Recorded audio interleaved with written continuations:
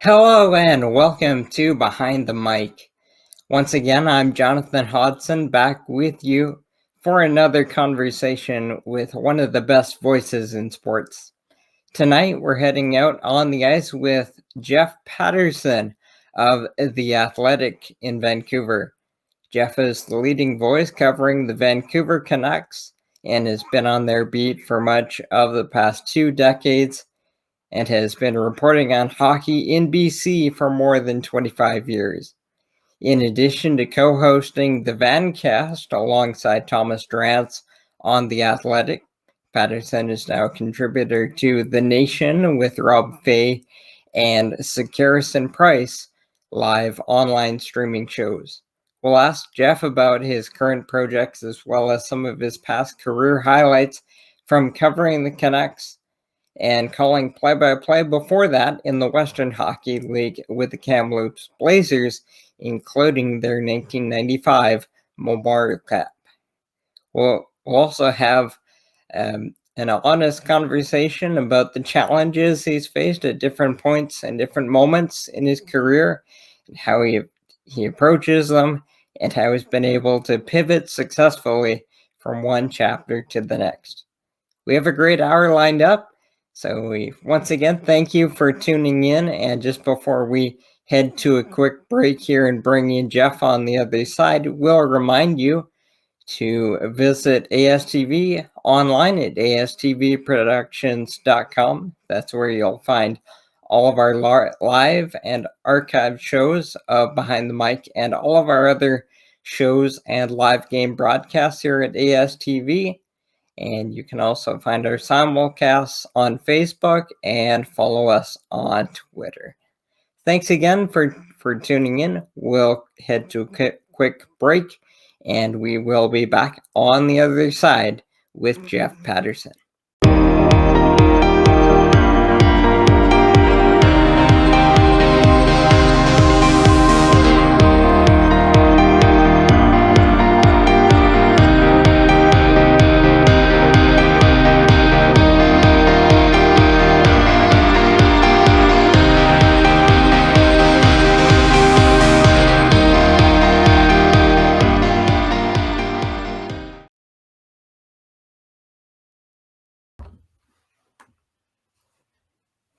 And once again, welcome back to Behind the Mic.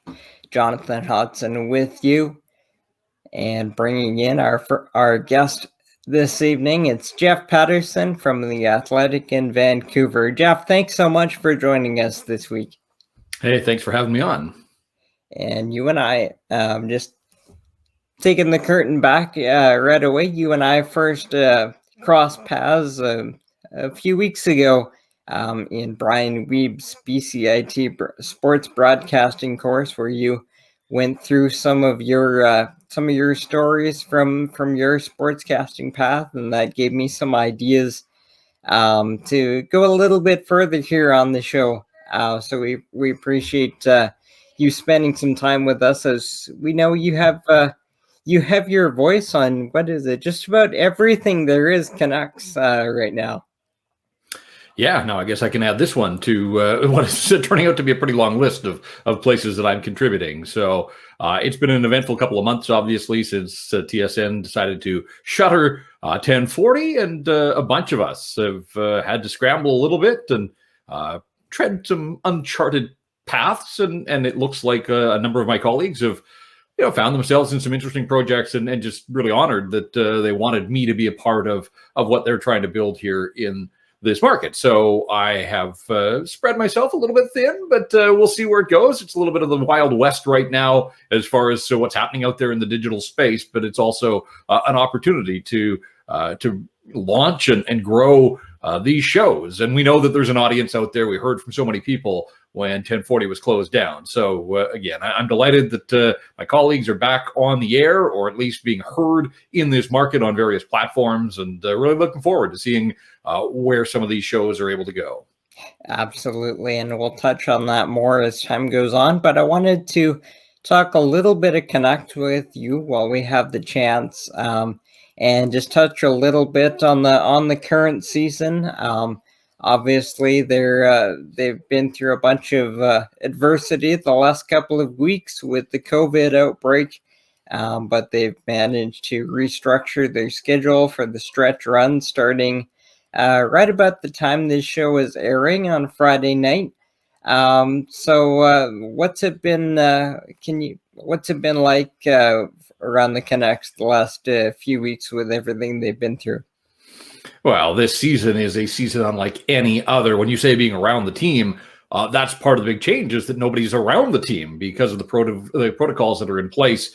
All of the interviews are conducted via Zoom. And so even when we have been permitted to go back into the rink, whether it's for practices or for games, we're way up in the 500 level as far as you can get from the ice while still being inside the building. And so that's been a real adjustment just because throughout my career, I'm so used to having access. That's part of the job. And you get a media pass and it grants you access not only to the building, but also to the players and the coaches. And understandably with COVID, we have to take caution here. So when we've seen these last couple of weeks, we haven't heard from any of the players about what they've gone through. And so I think that's about to change here. And by the time this goes to air, we may have heard from a few of the players, but really looking forward to sort of seeing the challenges and the struggles. I think for the last couple of weeks, really, it's been way more about these guys as human beings and husbands and fathers rather than a third line center or a third pairing defenseman. I mean, none of that matters. These are human beings first and foremost,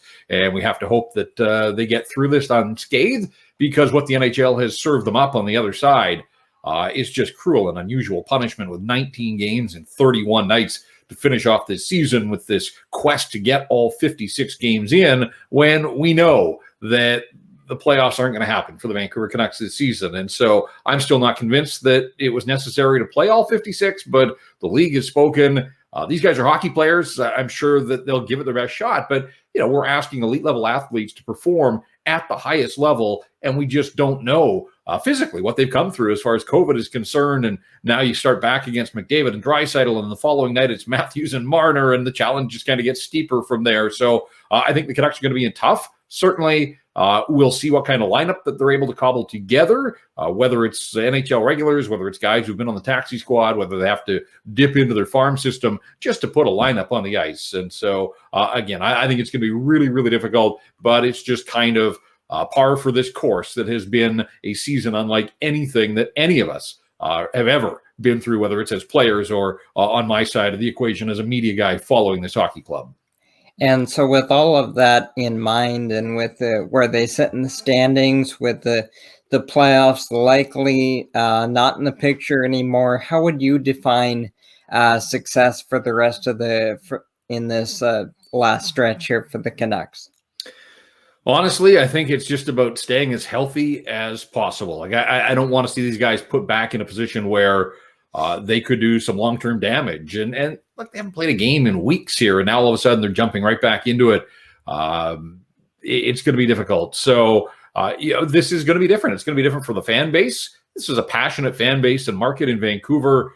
Certainly the media covers this team as closely as any media market in the National Hockey League. And yet, really, what are we looking at in terms of the performance on the ice? Does it matter if a guy misses an assignment and the other team scores? Does it matter if a goalie lets in a bad goal at this point? I would say no. I think that there has to be a little bit of compassion shown, and yet that's a 180-degree turn from where we usually are when we assess what we see. And look, the games themselves may not matter in terms of the standings, but games drive the storylines. Like throughout a regular season, whether a guy is red hot, that's a storyline, or if he's really struggling from game to game, that's a storyline as well. I just don't think any of that is really going to matter over these final 19. So, for me, the intrigue now is, will some of these younger players that we have talked about for a while, guys who've been on the taxi squad for most of the season, will they get a longer look?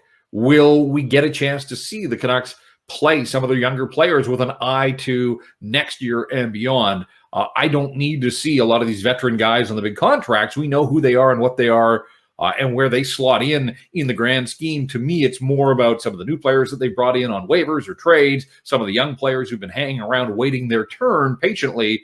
Those are the storylines, I guess, that intrigue me more than wins and losses and whether they can string a couple of victories together. I just want to see these guys stay healthy and put the best effort that they can. But I understand that because of what they've been through, certainly there are going to be some limitations here.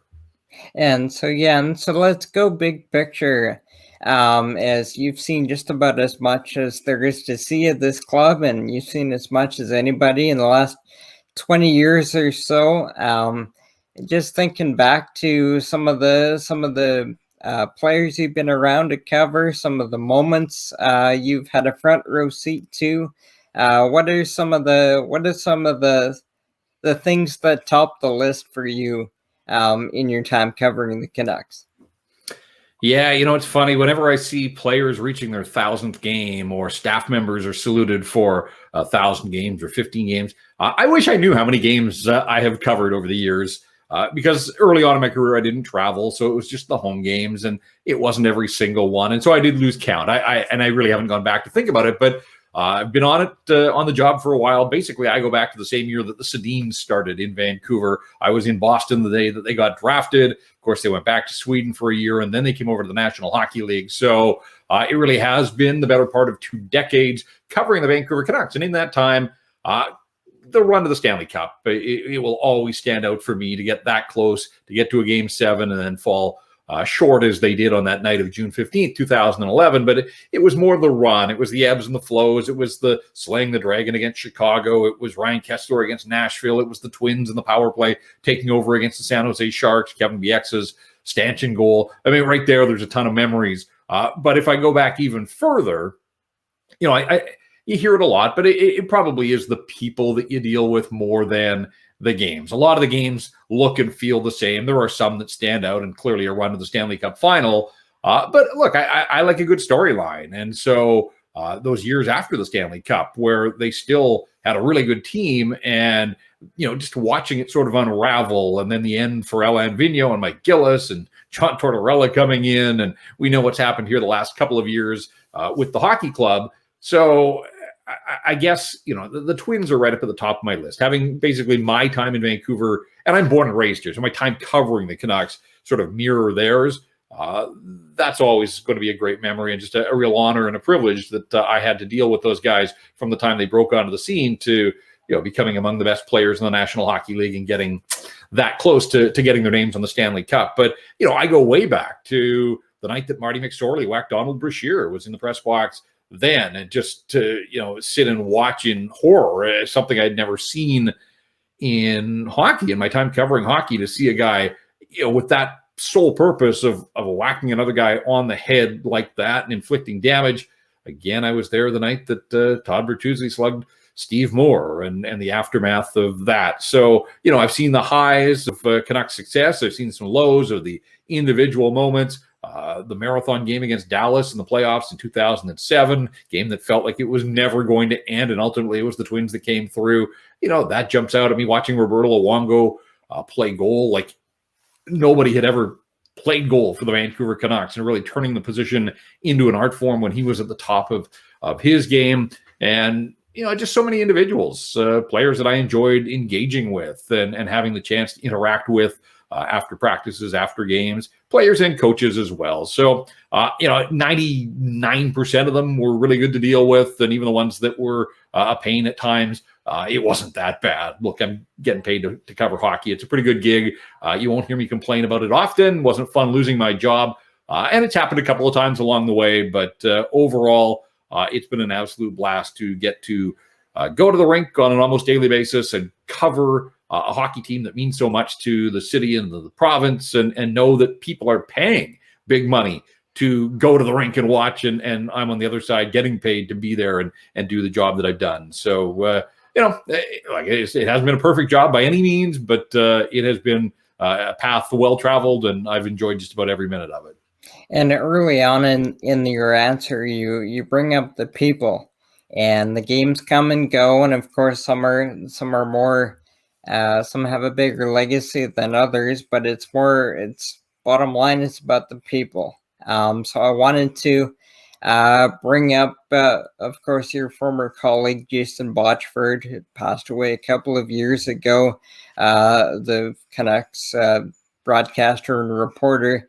You two had a fantastic thing going with the PatCast, and since his passing, the Canucks have seen the Botchford Project start up, supporting aspiring reporters. Take us back to working with Jason Botchford, and what do you think he meant to that market, and what did he mean to your career? Yeah, we're coming up on the 2-year, I hate to call it an anniversary, but 2 years since his passing at the end of April. And it's hard to believe that it's been 2 years, and yet I've missed him every day since he left us. And look, he left his mark on this market. There's no doubt. He was an innovator, creator. He did things his own way, and he developed a following. And you can't pay a guy, I don't think, any bigger tribute than saying he reached a point in his career where people didn't feel that a story was completely covered until they heard what Botch had to say about it, whether it was the Pravies or the Athletics after games, or just the way that he went about writing and covering the hockey club. And so he was unique. He, thought outside the box, and I think you have to be that way to separate yourself from the crowd. And he certainly did that. And he had a passion. He had a great sense of humor. And, I as we found out since his passing, and really his legacy is sort of the interaction that he had with so many people on social media was never, never shied away from responding to people. He kind of liked engaging in the odd Twitter battle that seemed to fuel him. But if anybody ever, wanted advice about the business and covering the hockey club, I didn't realize in real time how much sort of a connection that he had with so many people. Like, I knew people followed him on Twitter. They loved his takes and those types of things, but I didn't realize how much back and forth he was having with individuals who were contemplating a career in broadcast or journalism, or somebody that was just starting a blog and wanted some advice, and I heard from so many people after the fact, and it opened my eyes, because you think you know somebody. And that was one of the, as we kind of peeled away the layers, that has turned out to be sort of his lasting legacy. And that's where the Botchford Project was born from, because here was this guy, when he was alive, was trying to help out all these young people to make that next step to sort of follow in his career path. And what more fitting way to pay tribute to him than to allow people to actually sit in the seat that he occupied in the press box at Rogers Arena to cover games. So the first year of the Botchford Project was supposed to be 10 finalists. We got 9 through, and then COVID struck and halted the season, so we didn't get the full complement of 10, but 9 is a pretty good number and a pretty good percentage. And I think that it was a night that will stick with these people, whether they ultimately are able to do this for a living or they just continue on trying to see where it takes them. For them to get to go to a morning skate and then come back at night and sit in the in the press box and have a chance to ask questions to all of these professionals that are doing it for a living, and then get their work published at Canucks.com, to a massive audience. What a night and what a project. And so was really proud when the Canucks came to me and we started to discuss ways to honor Jason. And they had the idea. I kind of added a few refinements. I thought it was important to get the person into his actual seat. If we were going to go, to that length, why not really put, we talk about being in somebody's shoes, put them in Jason's seat, allow them the vantage point for a game. I thought that was, an important sort of touch that we added to the project. And this year, because things are so strange and different with COVID, the project is back. We have closed the finalists now. We haven't announced them, but the applications are in. We've narrowed the field. And we're going to do our best to get 3, only 3, unfortunately, but just with the way the clock is ticking on the end of the season, the workload, the access points, and all those things, we just felt we wanted to carry on, but 3 was the number that we all agreed on that was manageable. So we still have to execute the program here, but we're getting down to the final strokes of selecting the 3 candidates for this year. And I'm looking forward to meeting them and working with them and hoping that they can experience much of what the 9 finalists a year ago did in the inaugural year of the Botchford Project. That's a great thing you guys are doing, and I know it's going to impact a lot of aspiring media types there in Vancouver. We're going to take our first break here on Behind the Mic. When we come back on the other side of a quick commercial, we'll talk a little bit about Jeff's days in the Western Hockey League as the former play-by-play voice of the Kamloops Blazers. Thanks for watching Behind the Mic here on ASTV. Welcome to Pilot Mountain Hockey Academy, your world-class academic and hockey training facility created to maximize each student's athletic and academic potential. Blackjack Stewart Arena, home of the Buffalo, is inside the 46,000 square foot complex, as well as a curling rink and other facilities. The students have a unique combination of successful, well-rounded education at Pilot Mountain Collegiate Institute and the professional hockey training in an encouraging community. The years of experience of on-ice coaching propel our students to the next level, both mentally and physically, in a professional environment.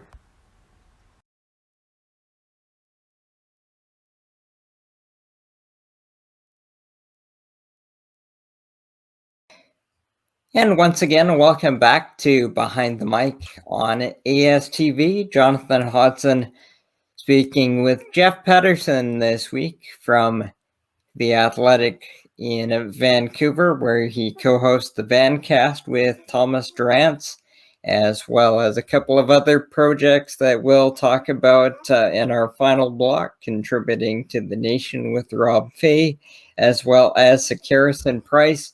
But in this second segment, Jeff, I wanted to go back to some of your earlier years in the Western Hockey League as the play-by-play voice of the Kamloops Blazers. You were there for 5 seasons, and you saw part of a really iconic era with the Blazers. What do you remember? What still stands out to you most about calling Blazers games? Wow, the highlight clearly was calling their Memorial Cup championship on home ice at, it was then Riverside Coliseum in Kamloops on a sunny Sunday in May of 1995. And they were the prohibitive favorites, and they just blew the doors off the Detroit Junior Red Wings, who were coached by Paul Maurice at the time. And there was never a doubt. I've never been more confident in an outcome of a hockey game as I made my way to the arena. And I lived about 4 blocks away and can still remember it clearly. Just a glorious day. Walked over to the rink that day, and the whole way just thought, like, it's just a matter of time. Let's get this thing done. And sure enough, Taking Care of Business was always their theme song. I think they still use it as their theme song. And man, did they take care of business that day. 8-2 was the final score. And they were Memorial Cup champs. And it was an incredible team. In that moment, you knew it. All these years later, when you look back, the names just Shane Doan, Jerome McGinley, Darcy Tucker, Tyson Nash, Ryan Huska, who's an assistant coach with the Calgary Flames, Nolan Baumgartner, Jason Strudwick, Brad Lukowicz, on and on. I probably missed a few, but that gives you a pretty good sense of guys that went on to, in Doan and McGinley's case, just these incredible NHL careers. Darcy Tucker had a pretty good run, and all those guys just getting to the National Hockey League. And there were a few others that, had a shot in the NHL as well. So they were a stacked team. That was their second straight win. They backed it up. The Blazers had won in 1994 as well. And they had won their first Memorial Cup in Seattle in 1992. So 3 cups in 4 years, unheard of in junior hockey. Like most junior hockey franchises, they pick a few years out and identify what they think is, a year to really take a run at it. And most fall short. Only one team can win in a year. And here were the Blazers that won in 92, backed it up again in 94, and then went back-to-back in 1995. And knowing that they were going to be the host team all through that season, the city just, they were a big deal. People called it Little Montreal back then just because of the way that they were covered and the way that the players were treated. They couldn't go out for lunch or go to the grocery store without sort of being mobbed and stopped, and everybody wanted a piece of them. Even me as the play-by-play guy, I didn't play the games, but had trouble getting through a grocery store without somebody wanting to stop and talk about the Blazers. And, it was a great atmosphere. It was a ton of fun. And for a young guy, that was my first year on the job. I was 24, I think, at the time. And, their regular season, they went 52, 14, and 6. So they lost 14 games outright of the 72 that they played. And Don Hay was the head coach at the time, and he took each and every one of those losses personally. Like, it was unbelievable how down he would get after the team lost, even though they won 52 times. But he strived for perfection, and it's unattainable, obviously, in sport. But boy, they came close, and it truly was a dream team. I know that phrase gets kicked around a lot at all levels of sports, but it was just an absolute machine. It was built to win. And that's pretty much all they did all season long. So some great memories of the Memorial Cup itself, the tournament, the championship game, but really that entire season, what a privilege is to watch these elite level players go about their business as the best team in major junior hockey. Now, I wanted to go inside your story from Kamloops a little bit. Obviously, your audience, when you're calling games, they tune in for that 2.5, 3 hours that you're on the air, and you're there to be that conduit to the team in the games. But I wanted to let people in a little bit to the life of an embedded team broadcaster who's following the team around on the buses in the junior ranks and living with the team. What's the lifestyle like for a team broadcaster at that level? Yeah, well, just logistically, in order to get to all their road games, you're right. You did have to travel on the bus. So I was an employee of the radio station. There was a little bit of separation there, but the understanding and the accommodation was that in order for me to call all their games, I had to travel on the bus with them. So when I was out on the road, I was part of their traveling party and stayed in the hotels that they did, roomed with either an assistant coach or 1 year, I think it was the trainer. But again, there was separation, and I had a job to do, and that was to report on them and then ultimately broadcast their games when they played. So, this was all new to me. I was going to places I had never gone before. So it was a ton of fun. I mean, this is what I wanted to do at that point in my career. I had dreams of being an NHL play-by-play guy, and here I was at 24, not just in the Western Hockey League and calling games, but calling this amazing team and watching them just blitz their opponents on a regular basis. So, going to places like Spokane and going to Tri-Cities and Portland and up to Prince George. And most of the travel was within the division. They would go out east twice a year and do one quick tour of the Central Division and one in the Eastern Division. And when they would go out to the east, they would home base in Saskatoon, and Prince Albert was an hour away, and they would play those games. And then they'd go down to Regina, use that as a home base, go out to Brandon, go down to Moose Jaw, and usually on the way home, hit up Swift Current, because Swift Current is in the southwest corner of Saskatchewan. So, yes, there was a long haul to get to Regina, but once you were there, the trips were pretty manageable. So most of the real travel grind was 8 hours to Portland, 8 hours to Tri-Cities, 8 hours to Spokane. And that's one way. So round trip. And look, there were a lot of weekends where they would play Friday, Saturday, Sunday. They would play Friday night at home, jump on a bus at 11 o'clock at night and go to Spokane, play in Spokane. They'd arrive at 6 a.m. and play at 7 o'clock that night, get back on the bus and hustle home, and then play a Sunday game at home. So those 3 and 3 weekends were tough on the broadcaster. And I was young and spry back then. I can only imagine what it was like for the players to have to play 3 games in 3 nights without much really in the way of quality sleeping arrangements. But that's sort of a time-honored tradition in the Western Hockey League, and guys grind through it, and they do it for the love of the game. And you didn't hear guys complaining at the time, but looking back all these years later, you just think, man, that had to be tough. Like for the big guys, the tall guys, trying to get comfortable sleeping on a bus. I was a short guy. I could kind of roll up in a ball in the 2 seats that I had, but I can only imagine some of the guys at the back of the bus. And so, it's a very unique and kind of crazy lifestyle in the moment. But again, I was loving just about every minute of it. And this was, I thought, the path to ultimately my dream in broadcasting. Never got to call games in the NHL. But I did call an NHL preseason game. The Canucks held a training camp in Kamloops. And in fact, I called an NHL preseason game before I ever called a Western Hockey League game. Edmonton came to Kamloops, and they played the game. Canucks had training camp, and we did the game on the radio. So it wasn't just me having fun with the microphone. It was carried on our radio station. And so I can say I called an NHL preseason game, but that's the closest I got to an NHL broadcast booth during a game. But 5 good seasons in the Western Hockey League. And as I said, I enjoyed just about every moment that I was in there. And earlier on in the show, you mentioned that through the years in broadcasting and media and sports, you're going to cover all kinds of people, and you're there to do a job. Especially when you were embedded, traveling around with the team, seeing the same faces every day. Like you said, sometimes in close proximity with them, but when it comes to game time, you have to cover them as a job.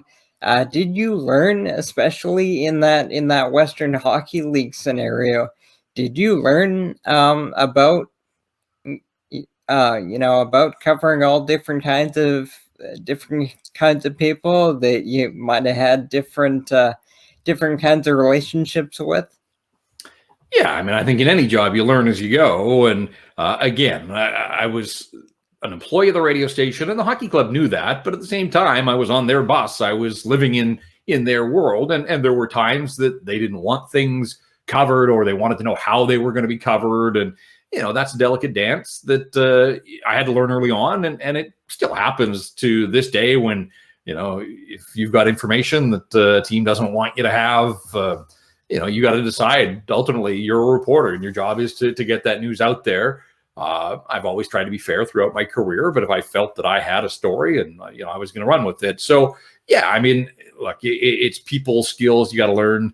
Everybody's different. There were 3 head coaches in the 5 years that I was there, because Don Hay was the head coach, had success. So he moved on to the National Hockey League, and Dempsey was an assistant coach. He took over as the head coach, and that's when things started to slide for the hockey club. And the standards were set so high. And after a couple of years, they decided to make a coaching change. And Mark Habchide was the third coach that came in. And Mark did things a little bit differently than the previous 2, and he and I didn't necessarily see eye to eye on a handful of things. And I'm not going to sit here and cast aspersions. It's 20 years removed, but you don't get along with everybody in life. That's just a reality. And he had some rules that were different than others that I didn't necessarily agree with in and around the bus and team meals and those types of things. And, we butted heads a couple of times. It's funny. You have to think back. This is 1995. The internet is just becoming a thing, essentially. So, like, I would go on these road games and we would dial up the radio station, and the game was actually called over the phone. I would put a headset on and through a mixer, but it was a long distance phone call. So, these games weren't streamed live. And this was one of the beauties of the time, is when I would go to Moose Jaw or wherever, and remember, I talked about like what this team meant to the people at Kamloops. Like, it was a big deal. Like, I don't know the numbers, but I'm guessing there were couple of thousand people on any game night. I mean, they put 5,500 into the rink. People were listening. Like, they were glued to what you were doing. And that's a pretty cool thing to think about, that they didn't have access to a live stream. They couldn't watch it. If they wanted to know what was going on in real time with the Blazers, they were listening to you on the radio back in Kamloops. But the flip side of that is the number of times that I would say something, and after the game, a lot of these players would get on the phone to their girlfriend back in Kamloops or their billet. And I lost count early on the number of times guys would get on the bus and my seat was at the front, right inside the bus. And so everybody had to pass by me, and players would say like, "Hey, what did you say about my goal?" Or "What did you say about that fight? Did you say I lost a fight? My girlfriend said you know," and I was like, oh man, this is what I have to deal with, because they're getting an account from a third party back home. And at times people, I'd say like, did they hear it or did somebody tell? Yeah, no, they weren't listening, but somebody told them. I was like, oh man. And so I tried to call the game the best I could, as fairly as I could. But if a guy made a mistake, I was going to mention it if it, led to a goal or something, but guys felt that I was hanging them out to dry, or, that I had said that they got beaten up in a fight. And I'm not necessarily sure that I had said anything close to that, but that was the report they were getting from home. So, those are the types of things that I had to deal with. And again, you like some of the players, you just have a better relationship with some rather than others. Some guys constantly were coming at me, accusing me of trying to sewer them in their career, and none of that. But that was the reality of the situation. So I had to deal with players and their girlfriends and their agents and their parents and their billets and all that kind of stuff. But again, we're talking mostly in that first year about a team that just smoked the competition every night. So there wasn't a lot of bad news to deliver. I'm not quite sure how people interpreted, they're going out on the road and they're smoking the competition, win 7-2, and somehow people are spinning it that, I was telling these stories about bad things that were going on. All they did was win. So anyways, those are the types of things that you deal with along the way. And as I said, most of the job was great fun. But yeah, sure, there were a few moments along the way that make you shake your head even all these years later. So fast forwarding a little bit, I wanted to make sure I got in here. 2010 to 2012, you called games in the British Columbia Hockey League, and also hosted a show on 1040 BCHL this week. What do you remember about calling games at the junior A level in the BCHL? Yeah, it was good fun. I hadn't been in the broadcast booth for a little while because I left Kamloops in 1999. So really, it had been 10 years since I had put a headset back on. And you have to remember, it's not the NHL. And for 10 years, I'd been in the NHL and in a press box where there was all sorts of space and any information you need was provided and food and all that kind of stuff. And now you get in the BC Hockey League and it's three guys jammed in a tiny little booth along with the timekeeper and a rink manager and all that kind of stuff. So, it was what it was in that regard. You tried to make the most of it. Information at times was a little bit difficult to come by. Some of the broadcast locations weren't ideal in terms of sight lines, but we tried to bring as big league a feel as we could to 1040 while describing these BC Hockey League games. So, we had fun with it. It was, once the pucks drop, you're still doing play-by-play, whether it's the BCHL or the Western Hockey League or the NHL. And so, I tried to enjoy the 2.5 hours that we would do these games. Also did some games for the Vancouver Giants one season, as well as they kind of had a rotating group of us that got through and did some games. So got back into the Western Hockey League a little bit later, but that was short-lived. As far as the show that we did for the BC Hockey League, really that was my first foray into podcasting. It was a pre-produced show. I would do some interviews with players or coaches or people around the BCHL, and then I would voice segments and put the interviews in there. And this was before I had ever done anything that was considered a podcast. So when I look back on that, I kind of think that was my introduction to podcasting, just a few years ahead of actually getting into the podcasting business. That's good stuff. All right, we're going to take one more break. We'll be back on the other side of this commercial, and we'll talk just a little bit more about what is now the VANcast on The Athletic, and shout out some of your other former 1040 colleagues. So we'll be back on the other side of this break here on ASTV with Jeff Paterson.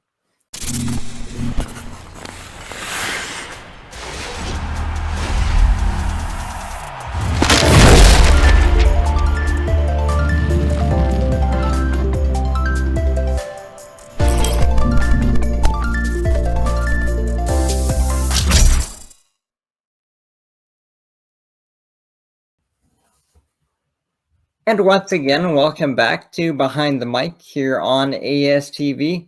Jonathan Hodgson in conversation with Jeff Paterson this week. It's been a great first two segments, talking Canucks, talking Kamloops Blazers stories, and I wanted to jump back into your current projects again here in this final block, and also give some attention to some of your colleagues. We talked in that first block about what you had going with Jason Botchford with the Patcast, and now that has become the VANcast on The Athletic with Thomas Drance. What's the feel on the VANcast nowadays? Yeah, well, let's be perfectly clear that it has not become the VANcast. The Patcast was a separate entity with Jason when he passed away.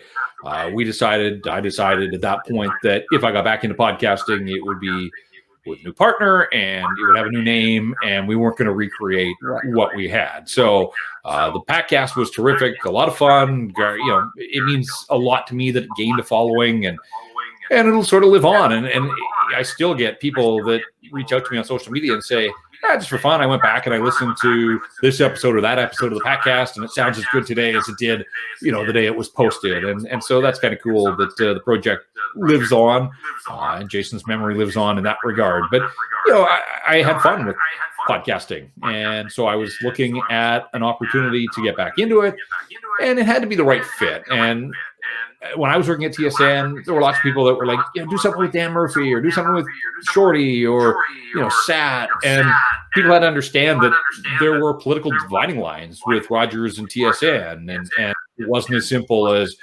just grabbing a partner and start podcasting again, that it had to, TSN had to give me its blessing to do a side project because they wanted all of my work under the TSN banner. And I understand that. They were paying me. It was a full-time job, and the podcast was a side hustle. So, when Thomas Drance was brought back to Vancouver to, and I don't want to say replace Jason, but to fill that hole at The Athletic covering the Canucks, Tom and I had a long history. I had worked and done some work for the Canucks Army website when Thomas was the managing editor.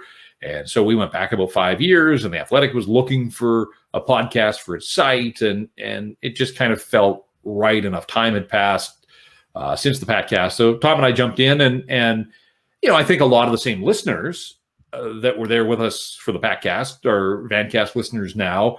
People may recall briefly that it was called the Nucks Cast, but the Canucks themselves stepped in, I think, urged by a third party that they felt that was treading a little too closely to some copyright and using the name, even though it was Nucks and not Canucks. So we were forced to move off that, and we settled on the VANcast, and it served us pretty well for the last couple of years. So it's gained a following now. Certainly when 1040 went down, there was this outcry in the market for independent voices. That's what we were. We weren't beholden to the hockey club or to any large corporation. The Athletic's been great. They just let us do our thing. And in fact, they suggested that we go from 2 a week to 3 a week when there weren't as many local voices in the market in February and March. And so we've just tried to continue to do our thing and roll some guests through. And it's just two guys doing a deep dive, nerding out at times about the Vancouver Canucks, but it's content that you can't get elsewhere. And commercial radio, they talk a lot about the Canucks, but they also branch out and they talk about football, they talk about baseball and other sports, and that's great. I love other sports too, but the VANcast is and always will be hardcore Canucks talk. That's essentially what it is. And Botch and I showed with the podcast that there is a market for exclusively Canuck content, and you see it with lots of other podcasts as well. So that's kind of the thinking behind the VANcast, and 2 years strong, and through all these COVID times, we've still never struggled to push out the content that even people are like, what do you guys talk about? There's no games being played. It doesn't matter. When it comes to the Canucks, there are always issues, there are always talking points, and I think we have shown that we're quite capable of generating content even in those times last year when COVID had the season on hold, or after they got eliminated from the bubble. The games, I said, are the story. They drive the storylines, but you can always step back and look at the big picture things: expansion, drafts, personnel. There are always issues, and there are always going to be issues around the Vancouver Canucks that drive the discussion. So that's kind of the thinking behind the VANcast, and it's a fun project to be a part of. And speaking of driving the discussion and the content, Rob Fee has pivoted to The Nation online streaming post-game show for the Canucks. He had that thing up within, I think, about 6 days of 1040 closing down, capitalizing on the momentum that he had been gaining with Rob Fee Nation. And quickly, you jumped aboard as a regular contributor to that post-game show, and you're now also a regular contributor to Sekeres and Price, their online streaming show. What do each of these people bring with their shows, and what do you try to bring to them?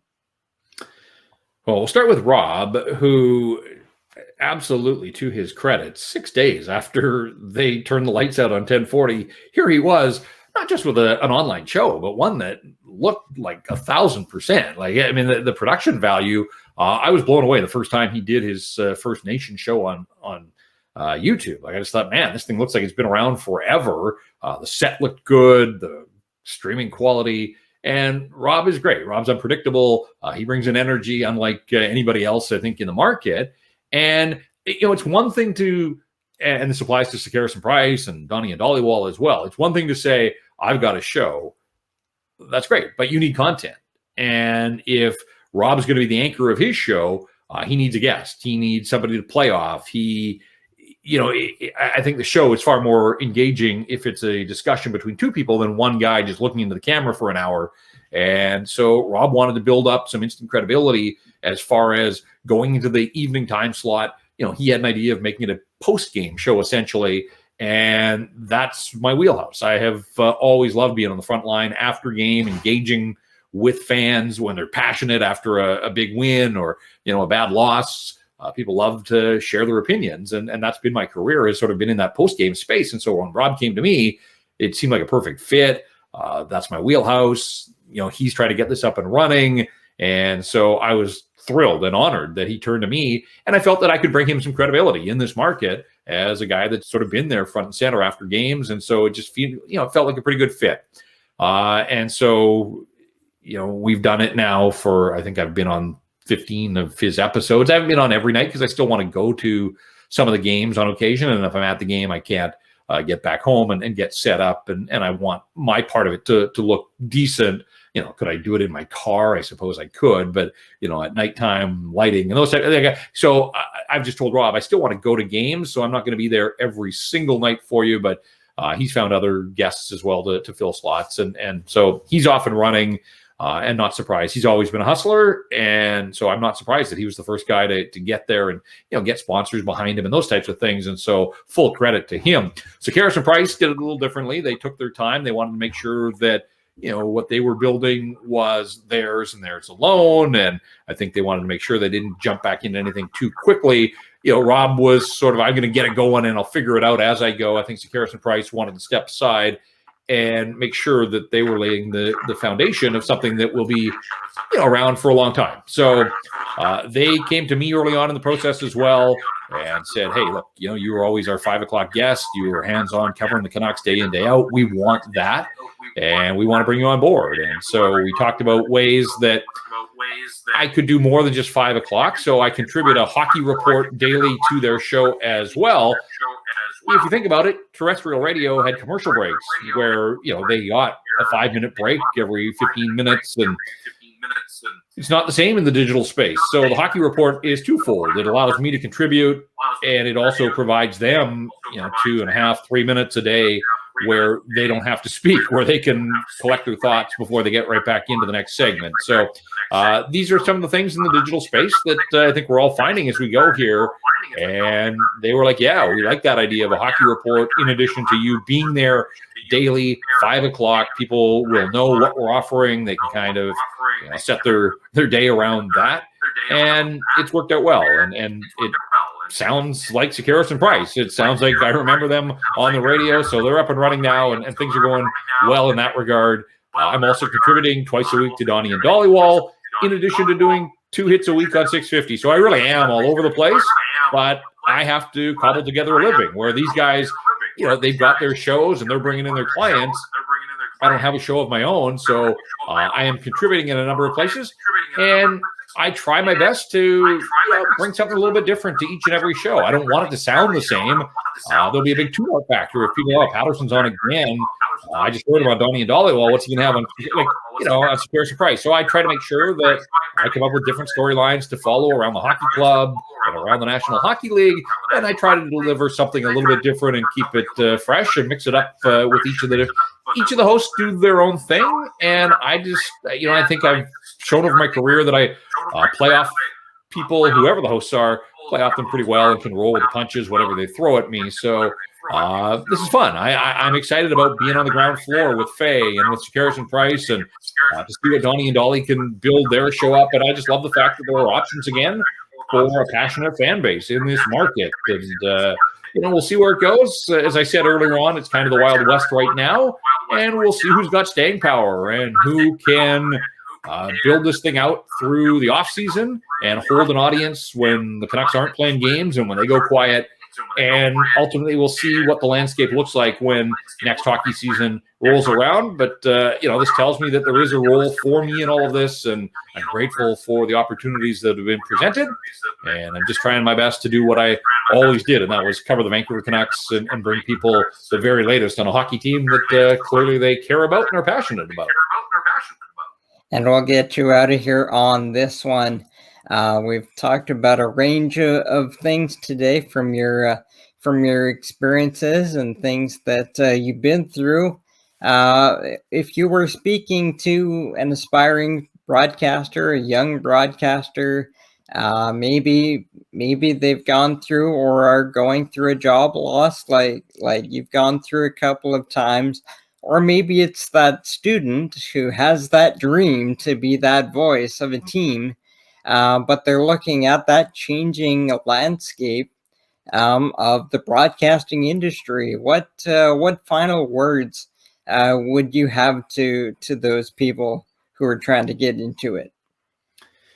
Well, the industry has changed a ton since I got into it, and it will continue to evolve and change. And I think we've seen that over the last couple of months here in Vancouver. So, young people may be applying for jobs that don't even exist today. And I think, again, we've seen that with Harrison Price and Rob Fay. So it's an ever-evolving industry, and you have to be adaptable. First and foremost, you got to be prepared to work some really strange hours. Sports does not work Monday to Friday, 9 to 5. When I think over the years of family birthday parties and backyard barbecues and the things that I've had to miss to cover a game, you have to have the hunger and the passion. You got to love the idea of covering sports. It's not about just popping up and being on TV. You have to be driven by the passion, because if you're not, there are 100 people that are going to pass you by in a real hurry when it comes to applying for jobs and finding those opportunities. So I would say, if you're not already blogging and podcasting, you better, because people are doing that, and that's how they're getting their experience now. I went to BCIT, and I loved my 2 years at BCIT, and then I moved to Kamloops, and that was my first job out of school, was Kamloops. And what an opportunity to start in a market like Kamloops when I had classmates that were in Smithers and Dawson Creek and Chetwynd, and with all due respect to those places, that's where I anticipated starting. I was fortunate that I landed a job in a market like Kamloops, because in my mind, I guess I was prepared to start in a Smithers or a Dawson Creek and make the jump, hopefully, to a place like Kamloops. So, a lot of those small town automation has come now to broadcasting, and those jobs don't exist. And so you're seeing more people, I think, start out in a market like Vancouver, but they've got to work their way up strategically to get the real opportunities that they're looking for. So, start a podcast, start a blog, make your mistakes there. Don't worry about how many people or how many followers you've got. Get comfortable around a microphone. Get comfortable formulating thoughts in your mind and typing them out into a blog that somebody somewhere ultimately is going to want to read. Have thoughts, be creative. Don't just regurgitate what's already out there. When I talk about Botch, he was a trailblazer. He separated himself from the pack because he was an original, and it wasn't just more of what's already out there. Tell people what they don't know. Don't tell them what they already know. Tell them what they don't know. And that means putting in the research and the effort to come up with original ideas. And so I think, hone your writing skills. That writing is so important in all aspects of broadcasting, whether you're on TV or the radio or now, online platforms.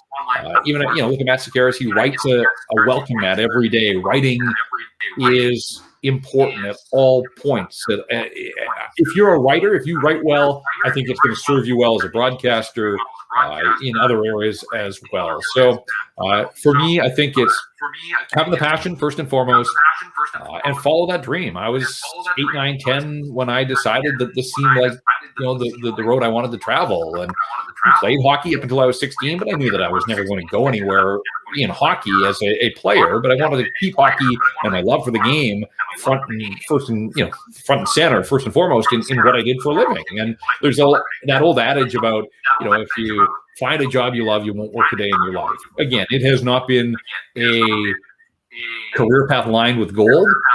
I've been fortunate to make a decent living at it. I wouldn't say that I've gotten rich doing it, but I've been able to raise a family and buy a house and those types of things. So, the career's been pretty good to me. But yeah, there have been setbacks along the way. I've been laid off 3 times, I think.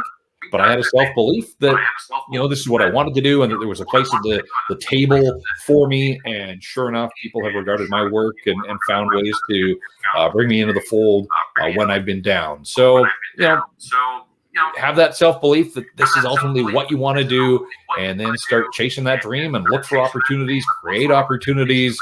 And ultimately, I've told lots of young people, don't say no, because if you say no, they'll find somebody that'll say yes. And then the next time they're looking for somebody, they're going to go to that other person first because they're going to remember you said no. So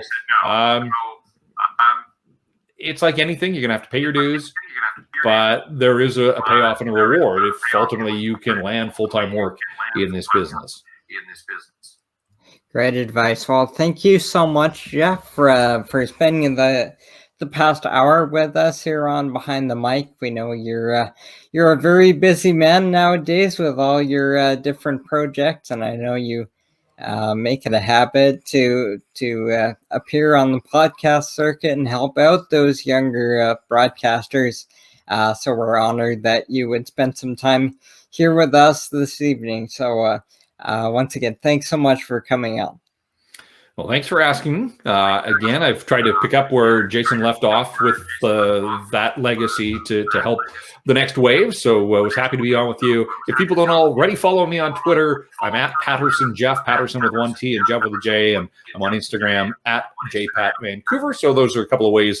And social media has become a huge part of the way we all cover the sports scene in Vancouver and every other market. So, make sure that you're following the people that ultimately the jobs that you want. I think that's important too, is to identify people that you think are doing the jobs that you want and doing it well. And then sort of, if you get a chance to pick their brain and follow their work path, I would say absolutely take advantage of that opportunity. Great stuff. We'll make sure we're following you on there. Thanks, Jeff. We'll be back on the other side of a final break. I'll be back to wrap up the show here for another week on Behind the Mic on ASTV. At Super 8 Winnipeg West, we have your comfort in mind with free Wi-Fi and free daily Superstart breakfast. We also have guest laundry facilities, a state-of-the-art fitness center, and a jetted hot tub. Sleep well in a spacious guest room equipped with plush new bedding, a 50-inch flat-screen HD TV, microwave, mini refrigerator, and Keurig coffee maker. Or book a suite with a kitchen, ideal for extended stays. Super 8 Winnipeg West, located just inside the perimeter on Portage Avenue. And once again, welcome back to Behind the Mic here on ASTV. Thanks so much to Jeff Paterson for joining us for a visit this week, talking all things hockey, breaking down the Canucks a little bit, talking about his Kamloops Blazers memories as well, and then, of course, talking a little bit more about the new look sports media scene, specifically in the Vancouver market. We really enjoyed that visit with Jeff. Very grateful for his time. Thanks so much for him for coming on. And once again, we'll remind you before we head off that you can find all of our shows. We air every week, same time, same place, Fridays at 5 Pacific, 8 Eastern. ASTVproductions.com simulcast on Facebook, and you can find all of our archives at our website as well of our show and all of our shows here at ASTV, as well as game broadcasts. And as well, if you would like, you can follow us on Twitter for more updates. So we'll be back next week with another visit with a great sportscaster. Many thanks for spending part of your Friday evening with us. I'm Jonathan Hodgson for ASTV. For my guest, Jeff Paterson, thanks for watching, and we'll talk to you again next Friday.